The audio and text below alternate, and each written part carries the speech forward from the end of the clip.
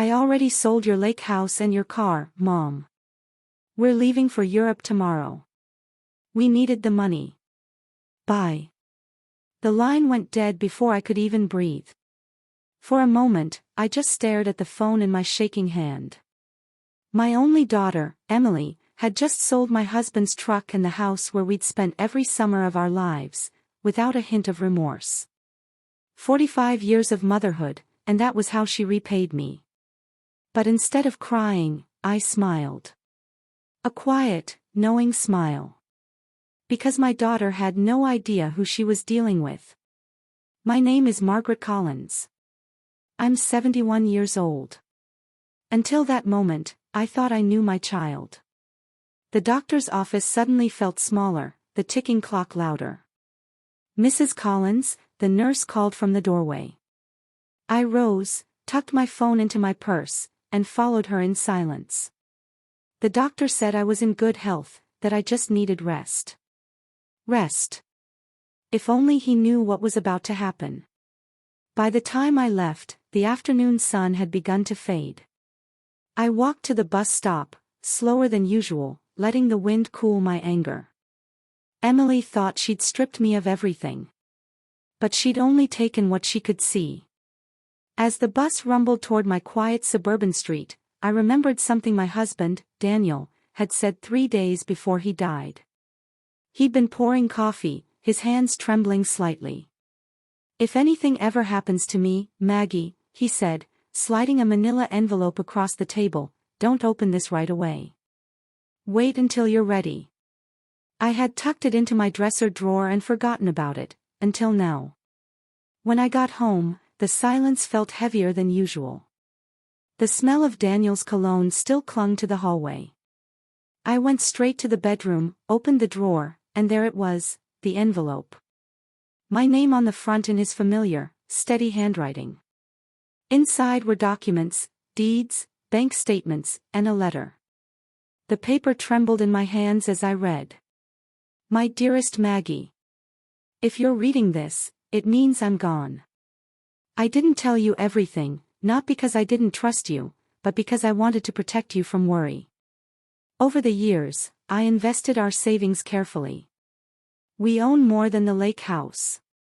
We have 5 properties, a small motel, and a 12-story apartment building downtown, the same one Emily and Jason live in. Everything is held under a company in your name. You are the sole owner. Our net worth should be more than enough for several lifetimes. Don't tell Emily. Not yet. I know our daughter. She's kind, but she's also impulsive. She'll have to learn that love means more than money." My heart pounded. All those years, Daniel, my bus-driving, quiet, steady Daniel, had been building an empire in silence. The next morning, my phone rang again. Emily's voice was softer this time, sugary sweet. "Hi, Mom. Just wanted to let you know we transferred your share from the house and car sale. It's not much, but it'll help you get by until we help you find something smaller." "My share?" I asked, steady as stone. "Well, yes. We kept 70%. We're investing in Europe. Jason found this amazing opportunity, and, well, we needed to act fast. You'll understand." "Oh, I understand," I said. "See? I knew you would. We love you, Mom." Then she hung up. I laughed, harder than I'd laughed in months. The kind of laugh that comes when grief finally burns away into steel. My daughter thought she'd taken everything from me, but she'd only revealed herself. That afternoon, I stood by the window and watched her and Jason load their suitcases into a taxi. They didn't look up. Didn't wave. Just drove away, heading toward an adventure they'd funded with betrayal. On my kitchen table, Daniel's papers were spread out like a roadmap to justice. I could have called the police or filed charges, but that felt too simple. No, I had something better in mind, something that would teach my daughter the lesson life had failed to. I picked up the phone and dialed Daniel's old attorney, Mr. Harris.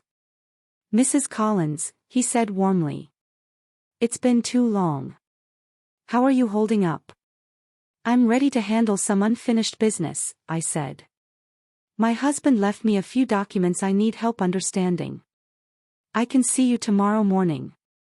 10 o'clock. Perfect. When I hung up, I went to my closet and pulled out my wine-red dress, the one Daniel always said made me look like I ran the world. I set it on the bed for morning. That night, I dreamed of him. He was sitting in his chair, reading the paper, smiling the way he always did. It's about time, Maggie, he said. It's about time you take back what's yours. When I woke, I wasn't the same woman Emily had betrayed. I wasn't the grieving widow anymore. I was Margaret Collins, the woman her husband had trusted with an empire, the woman her daughter had underestimated. And tomorrow, Emily would learn exactly what kind of woman that was. Mrs. Collins, Mr. Harris said, flipping through the thick stack of papers. This is far more than I imagined. Your husband was an exceptionally smart man. According to these documents, you are the legal owner of. I know, I interrupted softly. I've already reviewed them. What I need to know is what I can do now. He cleared his throat, his professional calm returning. Everything here appears legitimate. You are indeed the rightful owner of every property and asset listed. But there's something else. The sale of your lake house was illegal, your daughter had no authority to sell it. We can reclaim it immediately and, if you wish, pursue legal action for fraud. No, I said, folding my hands. No courts. No public scandal. I want to do this my way. Quietly. He studied me, surprised but intrigued. As you wish, Mrs. Collins. How can I help? I need you to reverse that fraudulent sale, discreetly. Get the lake house back. Then help me take full control of all the properties, especially the apartment building where Emily and Jason live. But no one can know I'm behind it. He nodded slowly. It'll take time, a few weeks, but it's entirely doable. Perfect. I stood, feeling taller than I had in months. Keep this between us, Mr. Harris. I want to stay invisible until the right moment. When I left his office, the city felt different. The people on the sidewalks, the hum of cars, the chatter, it all went on as if nothing had changed. But for me, everything had. I had a plan. The next few weeks were surreal. To the world, I was just a lonely widow whose ungrateful daughter had run off to Europe. But in secret, I was a woman quietly reclaiming her life. Mr. Harris kept me updated every few days. I spent mornings maintaining appearances, buying groceries, chatting with neighbors who pitied me, playing the role of the fragile woman left behind.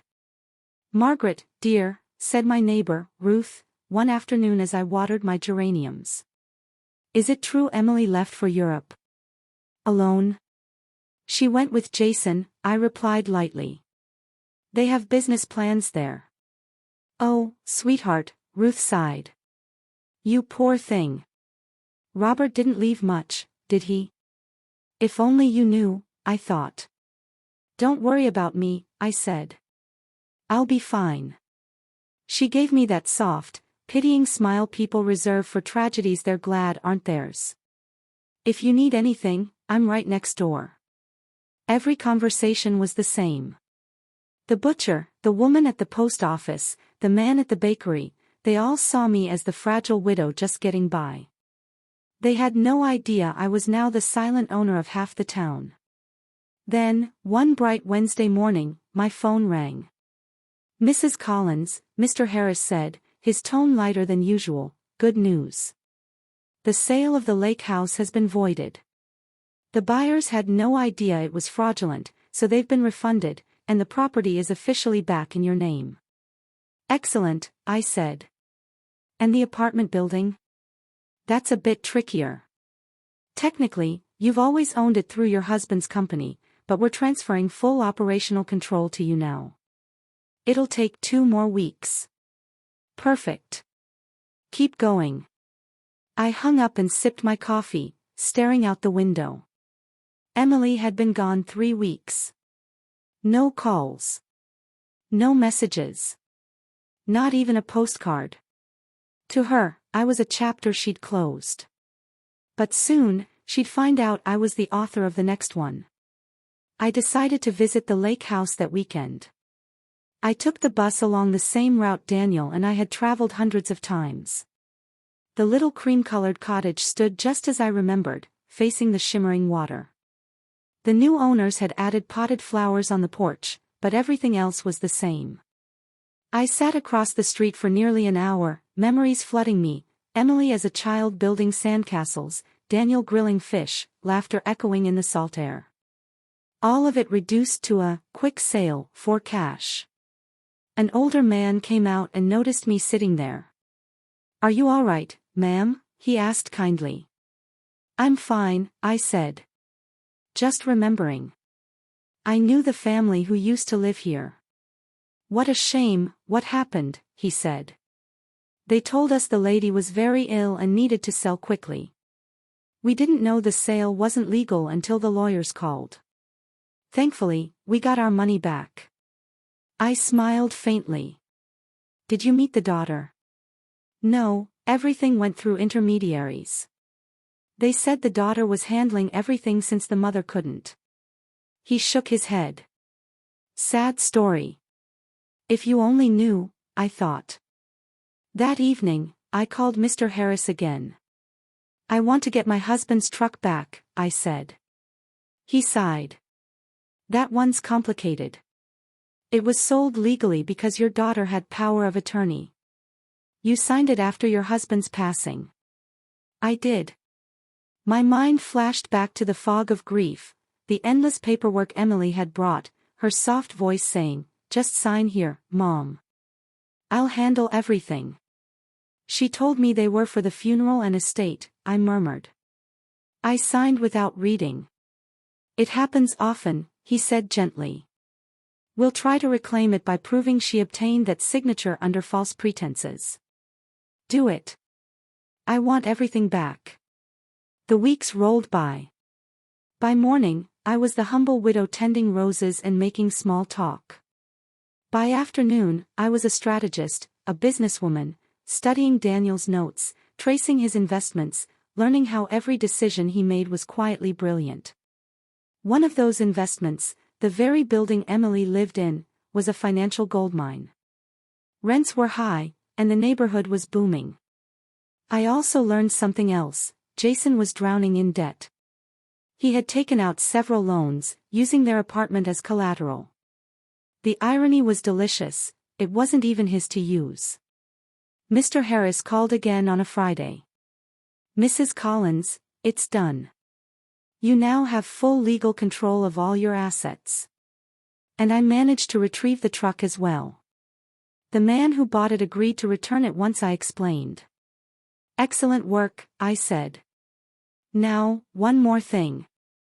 I want you to send a letter to my daughter." "What kind of letter?" "An eviction notice." He hesitated. "Are you certain?" "She's your daughter." "I'm certain," I said firmly. "She cut me out of my own home with a phone call. It's time she learns what that feels like." He was silent for a moment. "Understood. Do I send it to Europe?" "No. Wait until she returns. She'll be home soon, trust me." I was right. 2 days later, Ruth came rushing to my door. "Margaret. You won't believe it, Jason's in trouble with the bank. My cousin works there. He's being investigated for loans he took against your daughter's apartment, but it's not even in his name." "Really?" I asked, hiding a smile. "Yes. And Emily's flying back to deal with it. Apparently, Jason lied to her, there was no business trip to Europe. He just wanted to run from his debts." Perfect. That night, I sat on the porch, the stars glittering above me. Daniel used to say the stars were souls watching over us. If he was right, he was up there smiling now. Thank you, my love, I whispered. For thinking ahead. The next morning, Mr. Harris called. Mrs. Collins, your daughter's back. She landed last night, alone. Jason stayed overseas. They had a falling out, from what I hear. Send the letter, I said. She should receive it tomorrow. And she did. The phone rang at 8 sharp the next morning. Mom. Emily's voice was panicked. I need to talk to you. Something's wrong. I got this letter saying I have 30 days to vacate my apartment. It has to be a mistake. Oh? I asked. Who's it from? From some company called Robert Investments Incorporated. Do you know them? I smiled. Daniel had used his middle name. Subtle. Perfect. No, dear, I said gently. Never heard of it.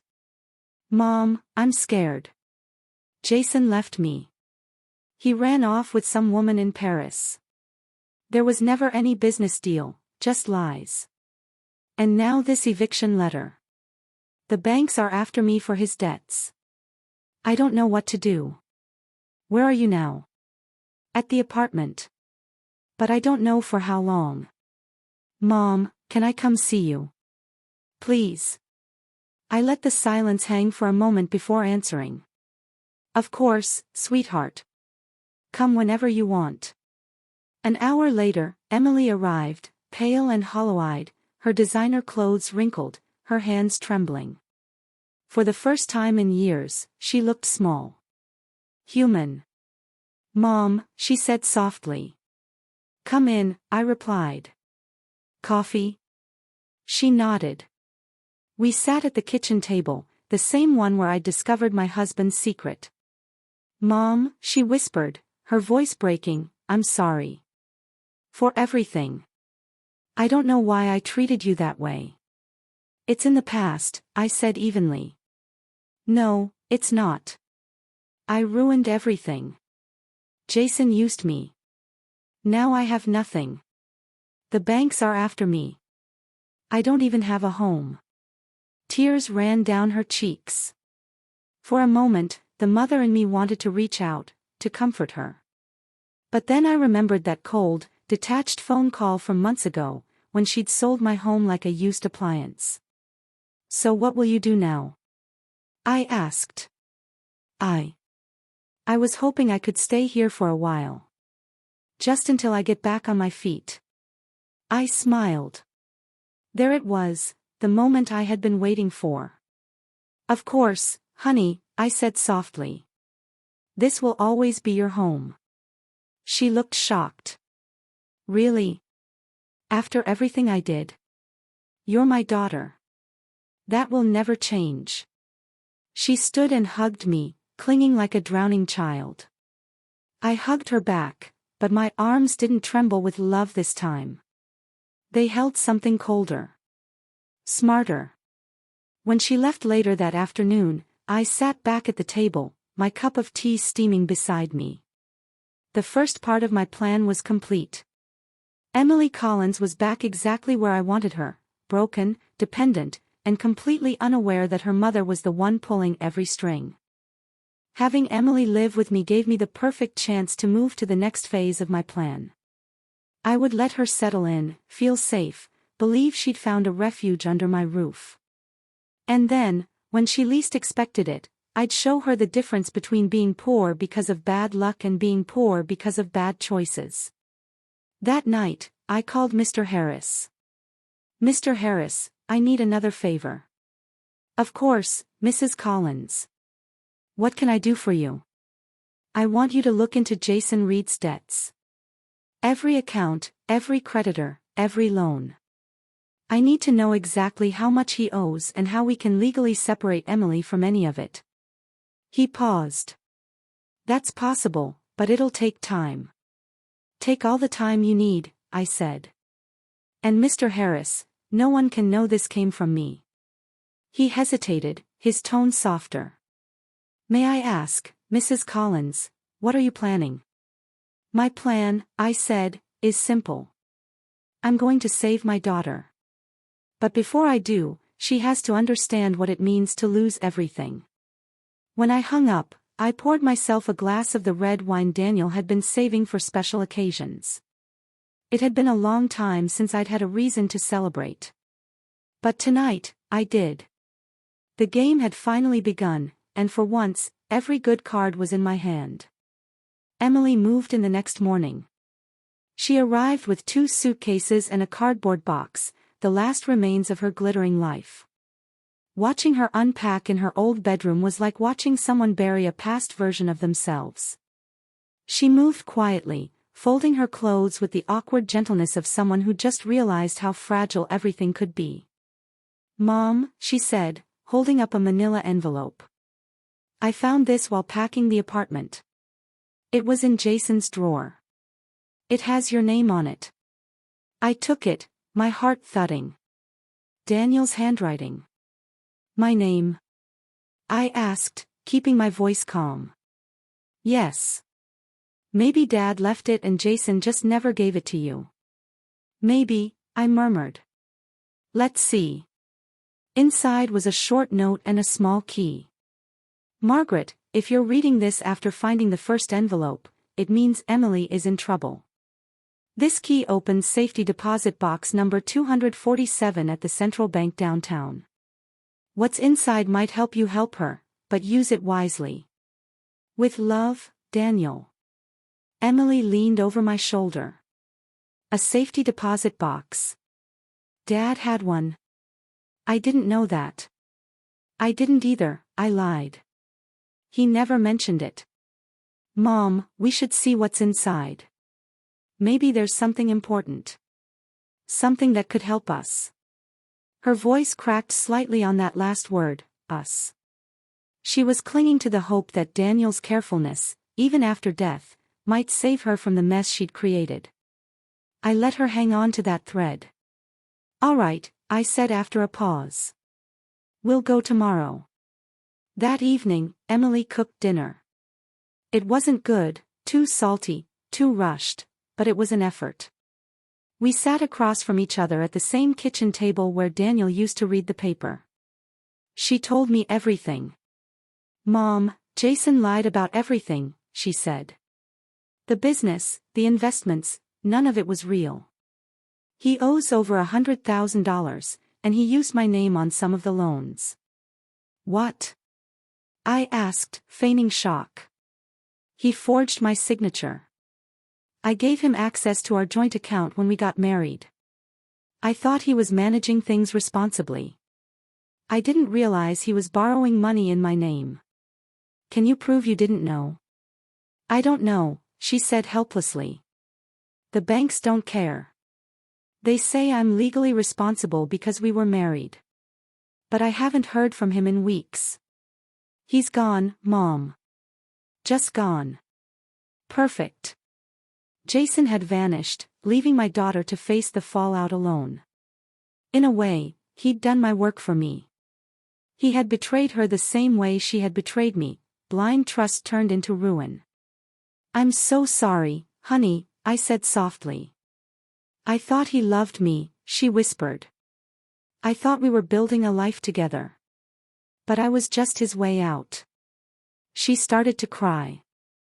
I could have told her I'd seen it coming. That Daniel had too. But that wasn't my role now. Love can be blinding, I said. You'll see things clearer with time.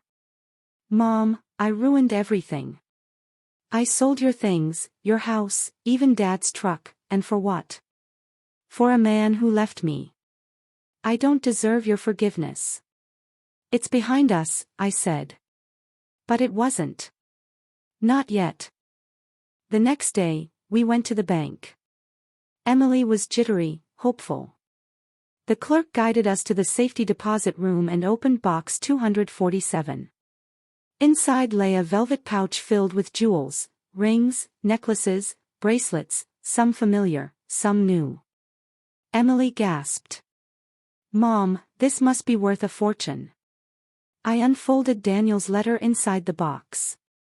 It listed each piece's history and appraised value, around $200,000 in total. He really thought of everything, I said quietly. Mom, we can sell some of these, Emily said eagerly. You can get the lake house back, and I can pay off part of the debt. There it was again, her instinct to give away what wasn't hers to fix problems she created. You'd sell your father's legacy to pay for Jason's lies? I asked. What choice do I have? She said, her voice small. They're going to take everything. I have to do something. I didn't stop her. She needed to feel the weight of every decision. Over the next few days, she researched buyers, learned market rates, and sold the jewelry piece by piece. I watched her trade family heirlooms for envelopes of cash. By the end, she'd managed to collect around $180,000, enough to silence some of the banks, but not enough to free her. She counted the bills carefully on the table. It's less than I hoped, but it'll help. I can pay off the worst debts first. Are you sure you want to do that? I asked. I don't have a choice, she said again. Later that night, Mr. Harris called. Mrs. Collins, he said. I have Jason Reed's full financial profile. It's worse than we thought. Over $200,000 owed to banks and private lenders. He used falsified documents with your daughter's signature. Meaning she's legally responsible. Technically, yes. But if we can prove fraud, we can clear her name. It'll take time and about $50,000 in legal fees. Do it, I said. Whatever it costs. But don't tell Emily. Not until it's over. He hesitated. You're sure? Completely. She needs to face this herself first. When the dust settles, she'll understand. When I hung up, I found Emily in the living room staring at one of Daniel's old photos. She looked so small, like a child lost in a world too big for her. Thinking about your father?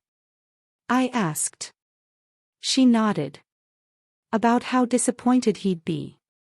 He raised me to be strong and responsible, and I've been the opposite. I abandoned you for someone who didn't deserve me. I sold our memories for money. Her voice trembled, but this time it wasn't self-pity, it was remorse. Real remorse. People make mistakes, sweetheart, I said gently. What matters is what you do after. But how do I fix something like this, Mom? How do I make it right?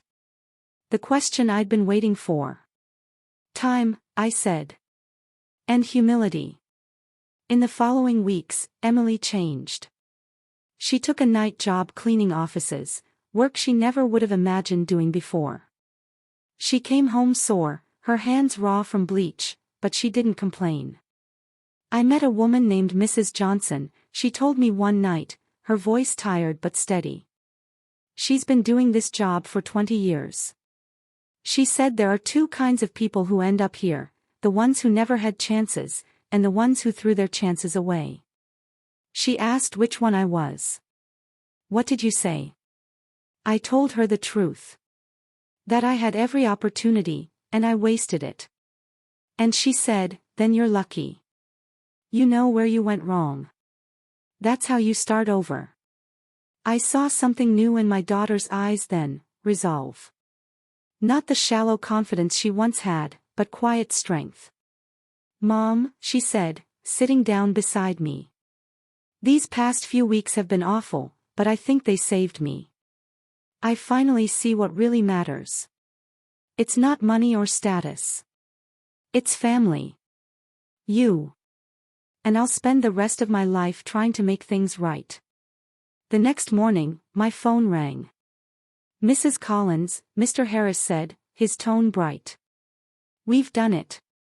We can clear Emily's name completely. Jason's fraud is documented and verifiable. She won't owe a cent.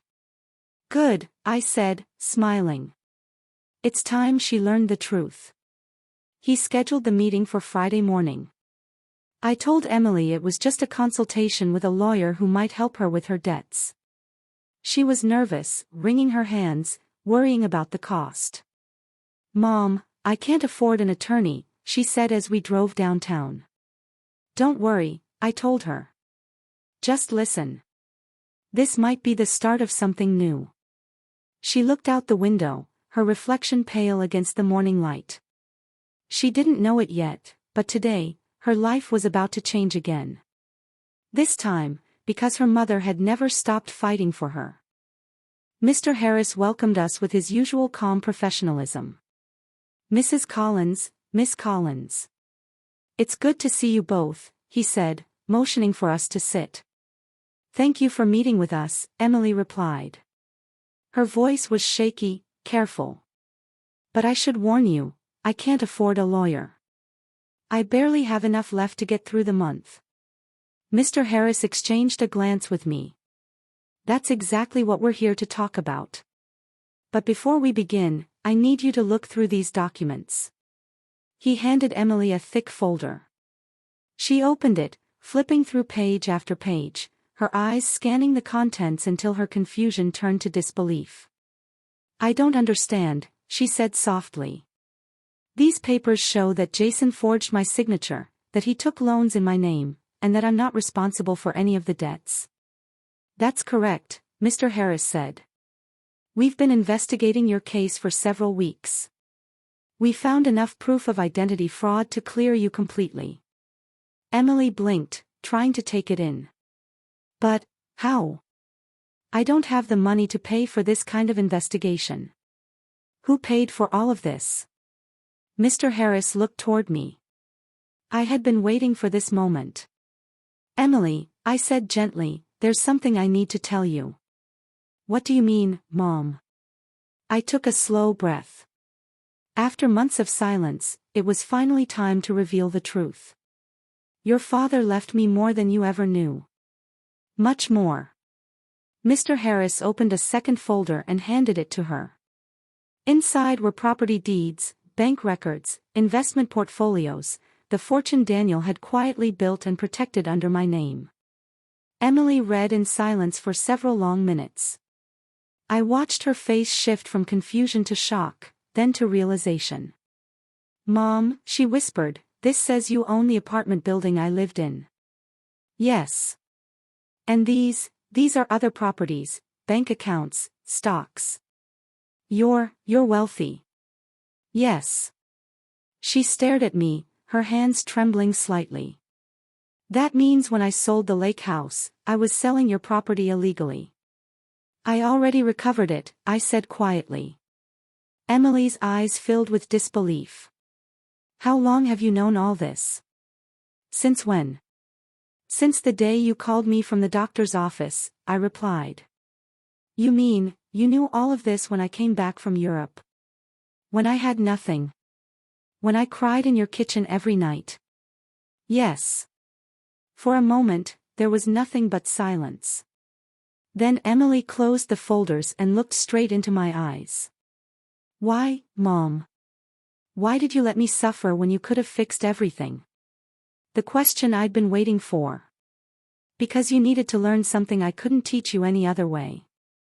Her voice broke. "What could I possibly need to learn that was worth all that pain?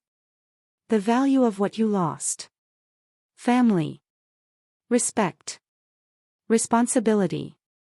When you walked away, it wasn't just money you took from me, it was trust, love, and dignity."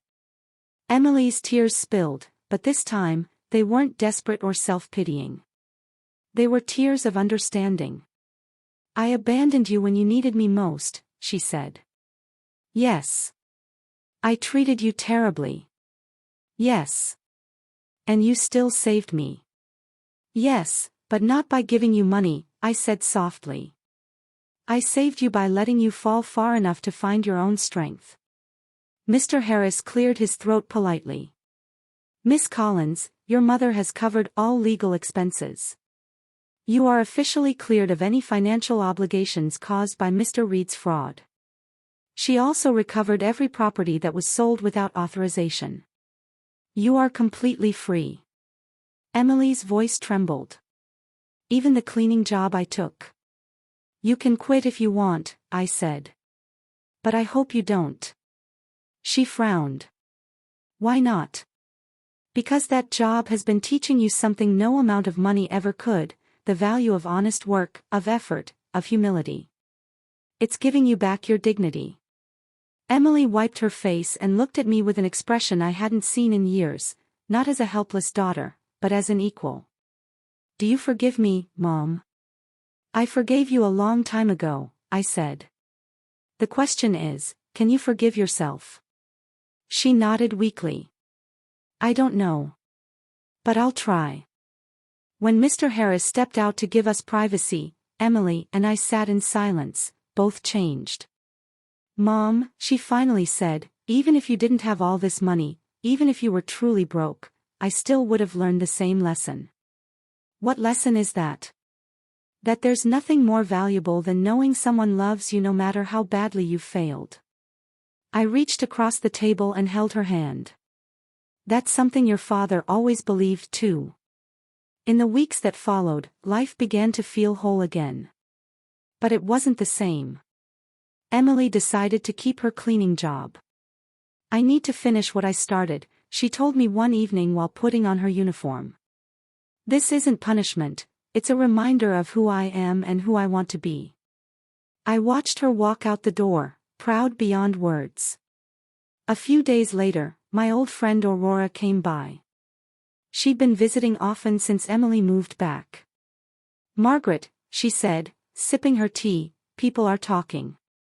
They say your daughter paid off her debts, that you somehow bought back your lake house. Are you hiding something from me? I smiled faintly. Daniel left me more than anyone knew. Her eyes widened. How much more? Enough for Emily and me to never worry again. Aurora stared at me for a long moment. And you pretended to be poor all this time? Yes. Because it was the only way to make Emily see what truly mattered. When I told her the full story, she was silent for a while. Finally, she said, Margaret, that's both brilliant and cruel. I know.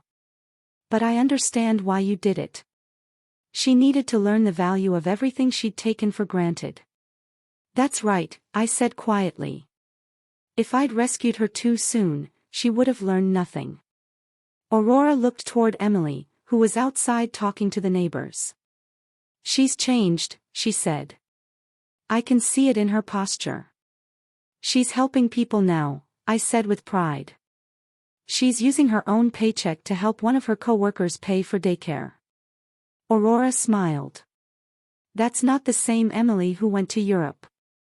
No, I said. This one understands that wealth isn't what you own, it's how you live.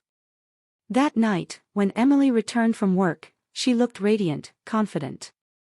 Mom, she said, Mrs. Johnson asked me today if I was the daughter of the rich lady on the north side of town. I laughed. And what did you tell her? I said yes. Then she asked why I was still working. So I told her, it's because I want to stand on my own 2 feet. And she said, then your mother taught you how to be truly rich. I smiled. She's a wise woman. She is, Emily said, sitting beside me. And she made me realize something, it's not about how much we have, but how much we grow. She paused, her tone turning serious. Mom, I've decided to stay here. But not as a dependent daughter. I want to live here as an adult, a partner in this home. I'll pay my share, contribute to expenses, and build this life with you. Emily, that's not necessary. It is, she said firmly. I need this relationship to be based on respect and equality. I felt tears rise in my eyes. And your job? I'll keep working for now, but I want to go back to school, to study social work. I want to help other women who've gone through what I did. It was exactly what her father would have wanted. Months passed, and Emily thrived. She completed her degree, and I used part of our resources to start a foundation for women escaping abuse and financial hardship. One morning, she came running into the kitchen. "Mom! I got accepted into the master's program." I hugged her. "That's wonderful. But I'm paying for it myself," she said. "I've saved enough from my job. It's important to me." Later that week, Aurora visited again. "Margaret," she said, smiling, "you might be the wisest mother I've ever known. Your daughter has turned into a remarkable woman." That night, Emily and I had dinner on the porch. The stars were out, and the air smelled of salt and pine. "I got a letter today," she said quietly. "From Jason." My heart tensed. "From prison?" She nodded. "He says he's sorry. He wants forgiveness." "And how do you feel?" "I don't feel anything," she said simply. "No anger. No bitterness. That chapter's closed." I looked at her, truly looked at her.